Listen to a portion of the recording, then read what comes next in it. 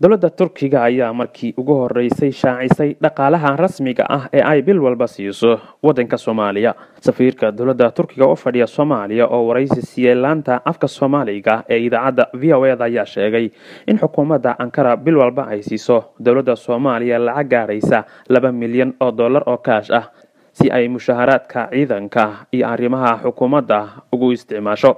Safiirka Turkiga oo fadhiya Soomaaliya Ambassador Oglan Baker ayaa sidoo kale sheegay in dowladda Turkiga ay taageero weyn siiso dowladda Soomaaliya.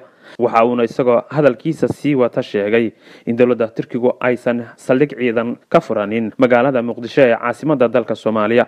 Ambassador Oglan ayaa waxa uu sheegay in wararka sheegaya inay dowladda Turkiga ka furatay magaalada Muqdisho ee caasimadda dalka Soomaaliya saldhig ciidan yihiin kuwa waxba kama jiraan, isla markaana aysan saldhig dowladda Turkiga ku lahayn magaalada Muqdisho.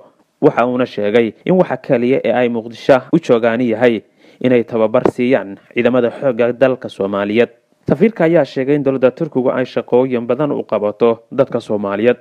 waxa uu ku faanay in dowladda Turkiga safaarada ugu ballaaran caalamka ka furatay magaalada Muqdisho ee caasimadda dalka Soomaaliya. Dowladda Turkiga ayaa kamid ah dowladaha sida aadka u taageera wadanka Soomaaliya oo aan dowlad dhexe lahayn in ka badan 25